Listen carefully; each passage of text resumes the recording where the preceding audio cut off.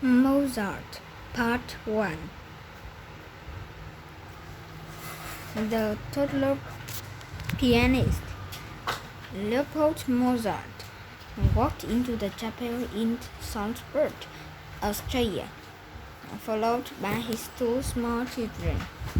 "I'd like to sign my daughter Nanette up for music lessons. She is 8 years old, and I already believe she was quite a talent for music," he said to the organist. The organist Anton smirked a bit, for he knew how Leopold couldn't miss about his children. "So when will you sign up the little boy?" Anton asked. Leopold laughed at the joke, for little Wolfgang was only 3 years old, not for at least 5 years. "I think 8 is certainly young enough." Little Wolfgang's fingers won't barely be able to stretch over the keys. The organist promised to sign Nanette up before Leopold left. The organist called Nanette over the church piano. "Come, I will give you a beginner lesson," he said. Nanette ran over to her father, and Wolfgang tooted happily after her. "Me too, Papa, me too," he cried. "No, no, Wolfgang, you are too small," said his father. "Pianos are not meant for little folks to touch, so please go outside and play." Wolfgang turned around obediently. If his father had seen the disappointed look on little Wolfgang's face, it would have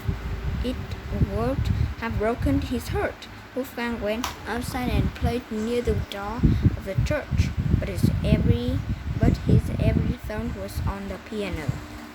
After Nanette had finished, Wolfgang and Leopold went to speak with the organist.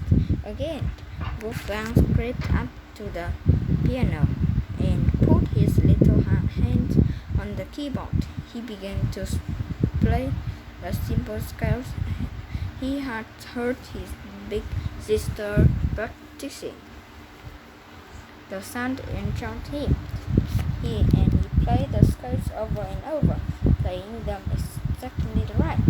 He forgot everything else. He did not notice his father and sister standing behind him. He didn't even hear his father shouting for the organist to come see. He was completely wrapped up in the music. He began changing the scales, even inventing simple turns of arms. Leopold stared at his young son Wolfgang. The boy was a musical prodigy. The child wondered. Mozart played music as natural as his birthday. But he was 4 years old. It took him only half an hour to learn a difficult piece of music that was written down. If he heard the piece, even he heard it only once, he could memorize it instantly. When Wolfgang was 5, Leopold and a friend came in to find him bent over a piece of paper and writing big black notes, smelling and splattering ink everywhere.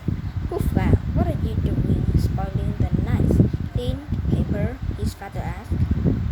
"Papa, I'm writing a sonata," Mozart said, as his little eyes shiny.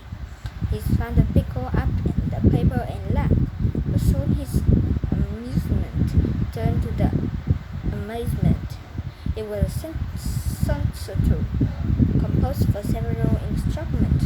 He could see that the notes were correct, despite the smears and voltage. "But Wolfgang, the music won't be too difficult for anyone to play," he said. "Oh no,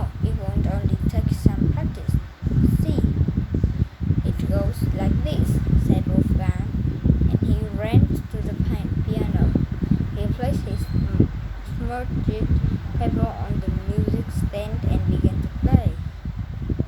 His father's friends had been laughing. He'd assumed the leopard was just playing along with Wolfgang, but now he saw that the child was a sure wonder.